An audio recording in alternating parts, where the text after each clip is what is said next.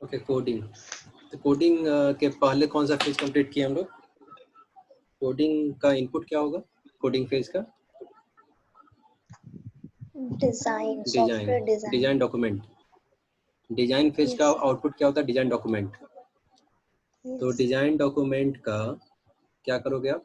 Design document जब आपका clear हो जाएगा तो उसके बाद आप उसको इम्प्लीमेंट करोगे। Implement using any high level language, उसको हम बोलेंगे कोडिंग। और जब कोडिंग हो जाएगा तो उसको हम क्या करेंगे? टेस्ट करेंगे। वही लिखा है यहाँ पे, coding is undertaken once the design phase is complete and the design document have been successfully reviewed. तो कोडिंग पहले करेंगे तो क्या करते हैं? कोडिंग में कोडिंग करने के पहले आप क्या करोगे? जब सारा मॉड्यूल को डिजाइन कर लोगे तो हर एक मॉड्यूल को सेपरेट सेपरेट हम कोडिंग करेंगे या एक साथ करेंगे कोडिंग? अलग अलग। हर एक मॉड्यूल का इंडिविजुअल कोडिंग करेंगे। हर एक मॉड्यूल को इंडिविजुअल कोडिंग करके उस पार्टिकुलर मॉड्यूल को इंडिपेंडेंटली क्या करेंगे? हम उसको टेस्ट करेंगे। उस पार्टिकुलर मॉड्यूल को टेस्ट करेंगे, उसको क्या कहते हैं हम? Unit test.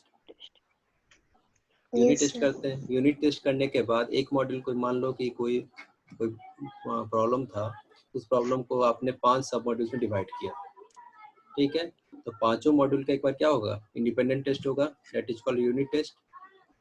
Means unit test of module 1, unit test of module 2, unit test of module 3, like this, ठीक है? उसके बाद आप क्या करोगे? उस सारे मॉड्यूल्स को एक एक करके कंबाइन करोगे। क्लियर? जब एक 1+2 करेंगे, first module plus second module, उसके बाद उसको टेस्ट करेंगे तो वो कहेंगे क्या? Integration testing. तो ऐसे इंटीग्रेशन टेस्टिंग क्या करेंगे? 1+2, फिर 1+2+3, फिर 1+2+4, 3+4, फिर 1+2+3+4+5। तो एक कंप्लीट एक बार टेस्ट होगा। जैसे जैसे कंबाइन करते जाएंगे वैसे वैसे उसको टेस्ट करते जाएंगे, तो क्या कहलाएगा? Integration testing. क्लियर है? Yes sir. इंटीग्रेशन। अब फाइनल जब वो बन जाएगा प्रोडक्ट, तब उसके बाद उसको टेस्ट करेंगे, तो उसको कौन सा टेस्टिंग कहेंगे? System testing.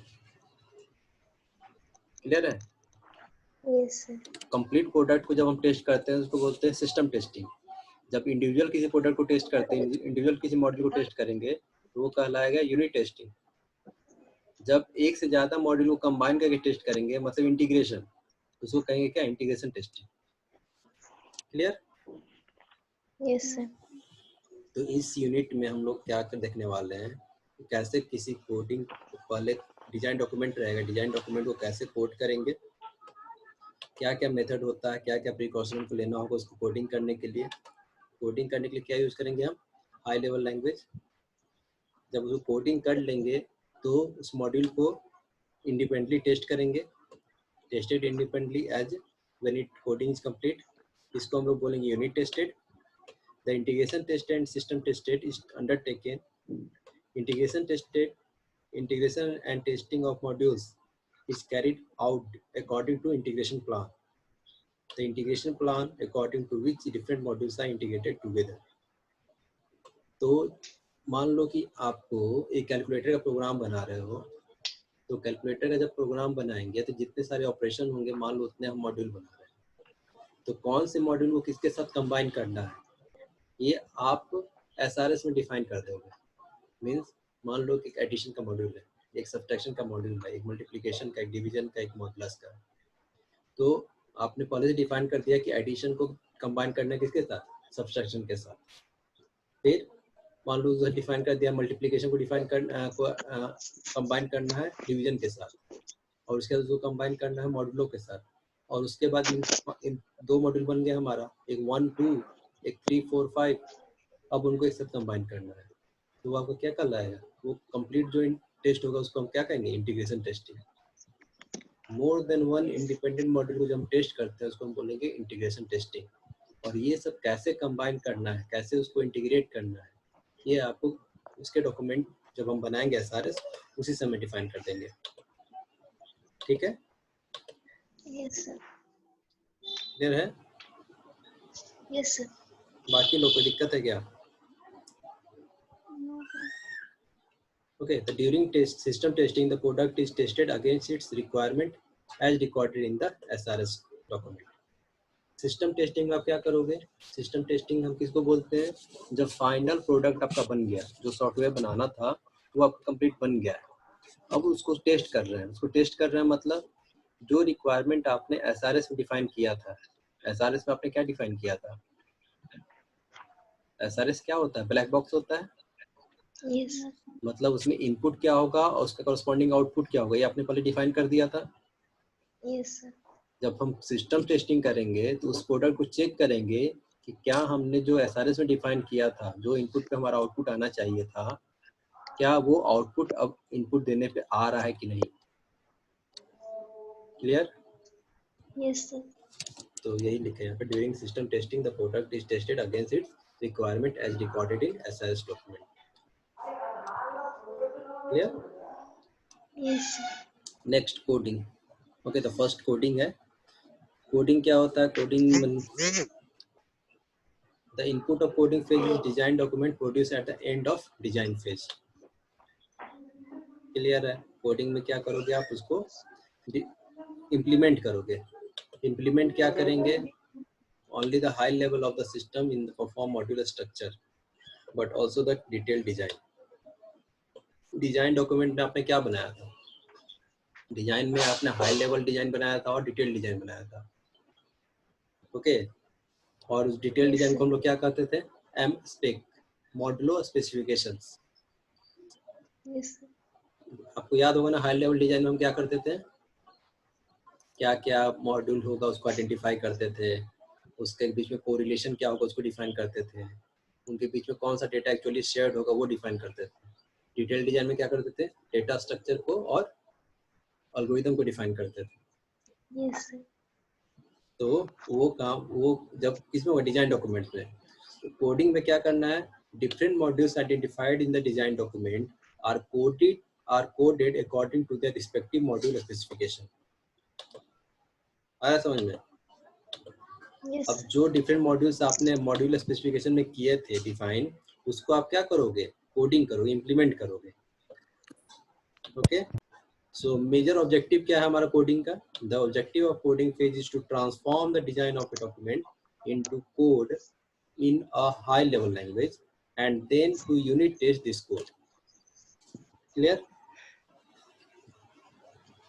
कोडिंग में आप क्या करोगे?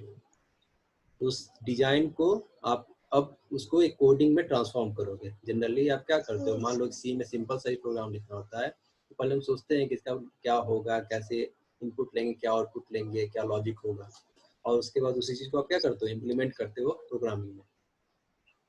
क्लियर? Yes, sir. तो जब भी हम कोडिंग करेंगे हमको एक वेल डिफाइंड स्टैंडर्ड और स्टाइल शीट यूज करना है, उसको हम लोग बोलते हैं कोडिंग स्टैंडर्ड. तो बताओगे क्यों करना हमको कोडिंग स्टैंडर्ड यूज?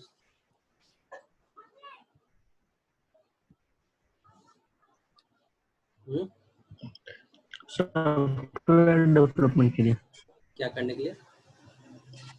सॉफ्टवेयर को डेवलप करने के लिए. जैसे मान लो कोडिंग स्टैंडर्ड की हम बात कर रहे हैं. मान लो कि आप 10 लोग हो, आप 10 लोगों को एक सिंपल सा एडिशन का प्रोग्राम अगर हम लिखने के लिए दिए, या मान लो कि सर्चिंग का एक प्रोग्राम दे, तो आप लोग पॉसिबल है कि आप लोग 10 लोगों में हमको हो सकता है कि 6-7 अलग अलग तरीका दिखे लिखने का. किसी ने मान लो कि वेरिएबल लिया है, उसको एरे का साइज, एरे को डिफाइन किया, कोई ए आर से डिफाइन कर रहा है, कोई ए से डिफाइन कर रहा है, कोई पूरा एरे लिख रहा है, या कोई ए बी सी लिख रहा है. कुछ भी वैल्यू लिख सकते हो. मान लो कि वेरिएबल डिक्लेयर करने की बात करते हैं. ठीक है? Yes, sir. तो जब कोई सॉफ्टवेयर बनता है तो उसमें एक पर्सन सॉफ्टवेयर नहीं बनाता है, और जो पर्सन बनाया सॉफ्टवेयर वही यूज नहीं करता है. इन फ्यूचर वही उसको मेंटेन नहीं करेगा. ऐसा कुछ कंपलसरी है क्या? No, sir. तो अगर कोडिंग स्टैंडर्ड क्या करेगा? आपको एक फैसिलिटी प्रोवाइड करेगा और एक नॉर्मल सिस्टम डिफाइन करेगा, जिससे कि जो भी कोडिंग लिखने वाला है, जो भी वेरिएबल का नेमिंग कन्वेंशन करने वाले हैं, वो एक सिस्टमेटिक कॉमन फॉर्मेट रहेगा. क्या फायदा है उसका? क्या फायदा है? मान लो हर 10 किसी को पता चल जाएगा। 10 पता लोग, चलेगा हर किसी को। हाँ 10 लोग कोई सॉफ्टवेयर बना रहे हैं, 10 का अपना कन्वेंशन अलग है, तो 10 लोग अलग अलग यूज करेंगे। तो अब एक दूसरे का जो वैल्यू, मान लो कि एक मॉड्यूल आप बना और एक मॉड्यूल कोई और बना रहा है, दोनों मॉड्यूल को एक दूसरे को कॉल करना है। आपने अपना कन्वेंशन किया, इन्होंने अपना कन्वेंशन किया है, तो उससे क्या होगा, बहुत डिफिकल्ट ये होगा। सर समझने में प्रॉब्लम होगी। इन फ्यूचर अगर उसको कोई और थर्ड प्रोग्रामर देखेगा तो उसको और दिक्कत होगा। In future yes sir. मान लो कि उसमें कुछ मॉडिफिकेशन करना है तो वो भी दिक्कत होगा। क्लियर है? Yes sir. इसीलिए कंपनियां नॉर्मली क्या करती हैं, कोडिंग स्टैंडर्ड डिफाइन करती हैं, उसी कन्वेंशन को फॉलो करके आपको प्रोग्राम डेवलप करना है। आप खुद का एग्जाम से मत कीजिए। जैसे कुछ लोग, मान लो कि आपने एडिशन का कोई प्रोग्राम लिख रहा है, तो कोई सम यूज करेगा थर्ड वेरिएबल के लिए, कोई ए बी यूज करेगा वैल्यू इनपुट के लिए, कोई num1 num2 यूज करेगा वैल्यू के लिए, और कोई जो मतलब बहुत टाइपिंग में बहुत लेजी होगा वो सोचेगा कि हम सिंगल वर्ड से ही काम चला लें, सम के लिए भी ए सी यूज करें या एस यूज करें। ठीक है, तो उससे Yes, sir. अलग अलग कन्वेंशन रहेगा। तो कोडिंग स्टैंडर्ड क्या करेगा आपको, उसके एडवांटेजेस क्या है? A coding standard gives a uniform appearance of the code written by different engineers. Clear है? It Yes, sir. facilitates code understanding and code reuse. अगर वो समझ में आएगा तो code reuse भी होगा। It's promote good programming practices. Okay? A Yes, coding sir. standard lists several rules to be followed during coding. Coding standard define करता है कौन सा rule follow होना चाहिए, such as the way variables to be named, the way code is to be laid out, the error return convention. ये सब है उसमें मेजर जो है कोडिंग स्टैंडर्ड और गाइडलाइंस। थोड़ा सा और इसमें, it is mandatory for the programmer to follow the coding standard. Compliance of their code to coding standard is verified using code inspection. तो आपने कोडिंग स्टैंडर्ड को फॉलो किया है या नहीं, तो जो सॉफ्टवेयर कंपनियां होती हैं वहाँ पे इंस्पेक्शन भी होता है in between the software development. जब सॉफ्टवेयर तैयार नहीं होता है फिर भी इंस्पेक्शन किया जाता है कि आपने अभी तक जो कोड किया है वो कितना सही है, मतलब आपने उसको नॉर्म्स को फॉलो किया है कि नहीं। अगर कोई नई नॉर्म फॉलो करता है तो रिजेक्ट किया जाता है कोडिंग कोड को, और फिर से उसको रिवर्क किया जाता है कोडिंग के लिए। क्योंकि जो काम आप प्रोसेस में कर सकते हो सॉल्व, उसके डेवलपमेंट के बाद अगर उसको सॉल्व करने जाओ तो उसमें डबल टाइम लगेगा। मान लो कोई कंस्ट्रक्शन हो रहा है, कोई हाउस कोई बिल्डिंग बन रहा है, बिल्डिंग बन रहा है तो अगर बिल्डिंग जब मान लो उसका फाउंडेशन दिया जा रहा है, अगर उस समय आपने उसको ठीक नहीं किया तो जब बिल्डिंग बन जाएगा उसमें प्रॉब्लम आएगा तो उसको ठीक करना बहुत टफ होगा। सिमिलर सिचुएशन होता है सॉफ्टवेयर में, जब वो कोडिंग स्टार्ट हो रहा है, जब इम्प्लीमेंट हो रहा है, उसी समय उसको जो भी प्रॉब्लम्स है, जो भी इश्यूज आ रहे हैं उसको सॉल्व करना होगा ताकि इन फ्यूचर उसमें दिक्कत ना आए। इसीलिए उसको क्या करते हैं, हम कोड को इंस्पेक्शन करते हैं। ठीक है, Yes, sir. Coding standard and guidelines. तो सम ऑफ द गाइडलाइंस यहाँ पे मेंशन किया गया है, जो बुक में मेंशन किया गया है। तो कौन सा कोडिंग स्टैंडर्ड और गाइडलाइंस आपको फॉलो करना है, तो first one is rules for limiting the use of global. Global means यहाँ ग्लोबल का मतलब है ग्लोबल वेरिएबल्स या global scope. Rules for limiting the use of global. These rules list what types of data can be declared global and what cannot. ठीक है, जैसा कि उसमें mention. Second is standard header for different modules. जो भी modules आप तैयार कर रहे हो, मान लो एक सॉफ्टवेयर में हो सकता है कि 50 मॉड्यूल हो, 100 मॉड्यूल हो, तो जो भी मॉड्यूल आप प्रिपेयर कर रहे हो उसमें उसका एक स्टैंडर्ड हो, उसका एक नेमिंग कन्वेंशन जो हो कि स्टैंडर्ड हो, कोई इंडिविजुअल कोई ना करे उसमें। जैसे आप लिखा हुआ है कि नेम ऑफ द मॉड्यूल हो, डेट उसमें देना हो कि डेट क्या है, कौन उसको बना रहा है उसका नाम, मॉडिफिकेशन कब हुआ उसका history, synopsis of the module means उस मॉड्यूल में क्या क्या कंटेंट कर रहा है वो, डिफरेंट फंक्शन जो फंक्शन है वो, और ग्लोबल वेरिएबल क्या एक्सेस कर रहा है वो। तो उसका नेमिंग इस तरह आप दोगे कि इतना जो भी पैरामीटर्स है वो उसमें इंडिकेट कर रहा हो। समझ में आ रहा है? मान लो कोई एडिशन है, ठीक है, मॉड्यूल का नाम हो गया एडिशन, एडिशन। मान लो डेट है आज का तो उसमें डेट मेंशन करना है, उसके बाद ऑथर नेम, तो उसमें आप अपना ऑथर नेम, अपना आईडी या जो भी है उसको मेंशन करो। उसमें मॉडिफिकेशन हिस्ट्री है, अगर उसमें कोई मॉडिफिकेशन अपडेट हुआ है तो उसको स्टेट को मेंशन करना है। Addition means to perform addition of two number, like उसका जो फंक्शन है उसको डिफाइन करना है। एक सिंपल सा हम एग्जांपल ले रहे हैं एडिशन का, उसी तरह जो भी मॉड्यूल बनेंगे उसको आपको डिफाइन करना होगा इस स्टैंडर्ड में। उसका हेडर, मतलब उसके हेडर पढ़ने से ही आपको पता चल जाए कि उस मॉड्यूल में क्या क्या ऑपरेशन होने वाला है। क्लियर है? एडवांटेज क्या है उसका, इन फ्यूचर अगर हम उसको क्या करना होगा, हमको चेंज करना होगा, इन फ्यूचर हमको सॉफ्टवेयर को चेंज करना होगा, तो हम ये चेक करेंगे कि ये जो फंक्शन है, ये जो ऑपरेशन परफॉर्म हो रहा है, जो कि हमें चेंज करना है, वो कौन से मॉड्यूल में है। तो उसका हेडिंग अगर हम इस तरह का देते हैं कि जिससे उसका फंक्शन का हमको पता चले, तो उससे हमको ईजी होगा उसको ट्रेस करने में कि वो कहाँ पे मॉडिफिकेशन करना है। Clear? Yes sir. Next, naming convention for global, local and constant identifier. जो भी नेमिंग कन्वेंशन हो वो कॉमन होगा। जैसे यहाँ पे एग्जांपल दिया है कि मान लो कि आपको ग्लोबल डेटा डिक्लेयर करना है, तो जी और डी कैपिटल होगा, बाकी स्मॉल होगा। लोकल वेरिएबल डिक्लेयर करना है तो एल कैपिटल होगा, डी कैपिटल होगा, बाकी सब स्मॉल में होगा। और कोई कांस्टेंट डिक्लेयर करना है तो कांस्टेंट डेटा सब कैपिटल में होगा। एक एग्जांपल दिया गया है, मीन्स मान लो कि एक्स कोई एक्स, या मान लो कि एडिशन या कुछ भी, एम्प्लॉय मान लो ग्लोबल वेरिएबल है तो उसका ई कैपिटल रखना है आपको एम्प्लॉय का। लोकल वेरिएबल है, कोई डेटा है तो उसका कोई एक टर्म, जैसे लोकल, यहाँ लोकल डेटा नेम का कोई वेरिएबल है तो लोकल, यहाँ पे डी को क्या किया, कैपिटल रखा है। अगर कोई कांस्टेंट आप डिक्लेयर कर रहे हो, मान लो कि आई एक कांस्टेंट है तो आई को आपको हमेशा कैपिटल में डिनोट करना है। या नेम किसी का है, नेम एक कांस्टेंट है तो नेम को हमेशा कैपिटल में डिनोट करना है। Convention regarding error return values and exception handling mechanism. तो यहाँ पे एरर क्या होता है, एरर और एक्सेप्शन में क्या होता है, कुछ वैल्यू रिटर्न करता है। ठीक है, तो कॉमन कन्वेंशन का ये रखना है कि जैसे यहाँ पे एग्जांपल दिया है, all the function while encountering an error condition should either return 0 और 1। मीन्स आपको एक कॉमन कन्वेंशन ये रखना है कि अगर कुछ एरर आता है या एक्सेप्शन आता है तो उस केस में उसका आउटपुट क्या आना चाहिए, 0 और या 1 आना चाहिए। मतलब एक्चुअल आउटपुट नहीं आ रहा है तो क्या आना चाहिए, 0 और 1 आना चाहिए। Next, representative code guideline. तो ये रिप्रेजेंटेटिव कोड गाइडलाइन में क्या है कि जो भी होते हैं सॉफ्टवेयर कंपनी, उसमें सब रिप्रेजेंटेटिव होते हैं जो कि गाइडलाइंस उस पार्टिकुलर सॉफ्टवेयर के लिए, मान लो कोई पार्टिकुलर गाइडलाइन देना है तो वो रिप्रेजेंटेटिव जैसे गाइडलाइन देते हैं, उसके हिसाब से आपको उसको डॉक्यूमेंट और उसके हिसाब से आपको सॉफ्टवेयर डेवलपमेंट करना है। Do not use a code style that is too clever और too difficult to understand. Clear?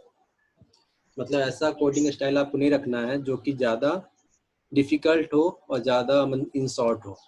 जैसे क्या करते हैं हम लोग, जो मान लो कुछ नया, जिसको बहुत अच्छा प्रोग्रामिंग आता है, मान लो आपकी क्लास में जिसको बहुत अच्छा प्रोग्रामिंग आता है, तो वो क्या करेंगे, कुछ शॉर्ट फंक्शन का नाम कुछ शॉर्ट रखेंगे कि ज़्यादा टाइप ना करना पड़े, क्योंकि उनको मेथड सब मालूम है। और जिनको कम प्रोग्रामिंग आता है वो क्या करेंगे, फंक्शन का पूरा नाम लिखेंगे ताकि उनको याद रहे कि अच्छा ये फंक्शन का नाम, ये पूरा हमको लिखना है, या मतलब उनका आदत वैसा बन जाता है। जिनको बहुत अच्छे से आता है वो क्या करते हैं, शॉर्ट में लिखते हैं, क्योंकि उनको मालूम है कि अगर ए को कॉल करना है तो फंक्शन का नाम ए रख सकते हैं। लेकिन जो नए नए हैं वो सोचेंगे कि नहीं, फंक्शन का नाम fun रखना है या कुछ और रखना है। तो कोडिंग ऐसा नहीं होना चाहिए जिससे कि आपको क्या लगे, उसको पढ़ने में डिफिकल्ट हो, अंडरस्टैंड ना हो।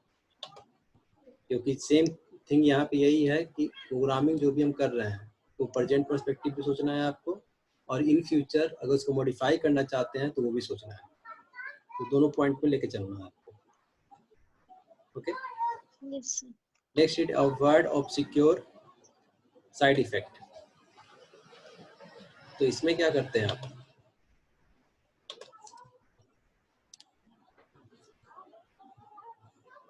इसमें क्या करना है, avoid of secure side effect. तो इसमें क्या होता है, the side effect of a function call include modification to a parameter pass by reference, modification of global parameters variables and IO operation. For example, suppose the value of global variable is changed for some file IO performed of security is called module. बता सकते हो इसमें क्या हो रहा होगा? Of secure side effect.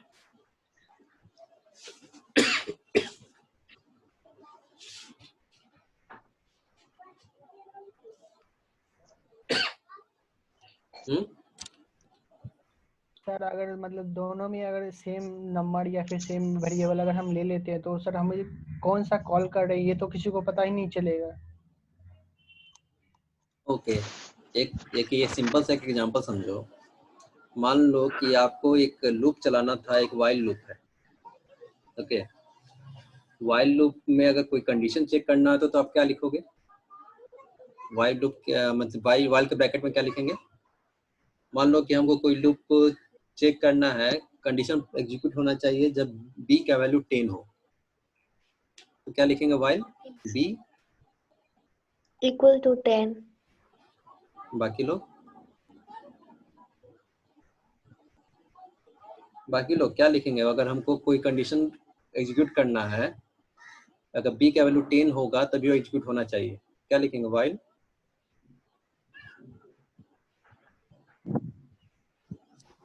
Equal to 10 और while equal to 10. हाँ वही equal. वो था डिफरेंट, वही कैसे? सर तो equal to ही ना प्रोग्रामिंग लैंग्वेज में इक्वल होता है. अच्छा, अगर इक्वल टू 10 लिखेंगे तो क्या होगा? सर वो उसका वैल्यू डाल एरर आता है उससे. एरर आएगा या एग्जीक्यूट होगा? वो असाइनमेंट ऑपरेटर हो जाएगा. अगर हम बोल रहे हैं कि तो उसकी वाइल, वैल्यू डाल देगा उसमें सर. अगर equal to single equal to अगर हम यूज करते तो वो उसकी वैल्यू डाल देगा. अगर डबल इक्वल टू ऐसा करते होता तो है वो क्या? उससे हम कंपेयर वाइल में करेगा. बात कर रहे हैं. वाइल का काम क्या करता है? कंडीशन चेक करता है. जी yes sir. Sir. While condition check करता है तो कंडीशन का आउटपुट क्या होगा? ऑलवेज ट्रू और फॉल्स. Yes sir. वैल्यू कैसे डाल देगा? आप सर कोई तो भी वो हम कंडीशन यूज जब करते हैं कोई तो भी कंडीशन जब चेक करते हैं हम, तो उसका वैल्यू हम या तो ट्रू रहेगा या तो फॉल्स रहेगा. बाइनरी में अगर जी बात सर. करें तो या तो 0 होगा या तो 1 होगा. हम्म. 0 और 1 होगा. तो अगर b इक्वल टू अगर 10 लिख रहे हैं तो वाइल का कंडीशन क्या हो गया? अब ट्रू हुआ कि फॉल्स हुआ? ये होगा, असाइनमेंट ट्रांसफर हो जाएगा. सब फॉल्स हो जाएगा. यही तो गड़बड़ है. फॉल्स हो जाएगा कैसे जी? ट्रू हो जाएगा, ऑलवेज ट्रू होगा.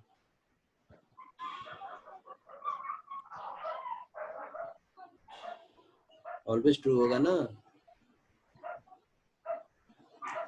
b इक्वल टू अगर फिर आप अगर 0 करेंगे तभी वो फॉल्स होगा, बाकी वैल्यू के लिए ट्रू है वो. Yes sir. थोड़ा सा पढ़ो. सर तो अभी ये आप सर बोले ना नॉन जीरो को ट्रू मानता है, जीरो को फॉल्स. तब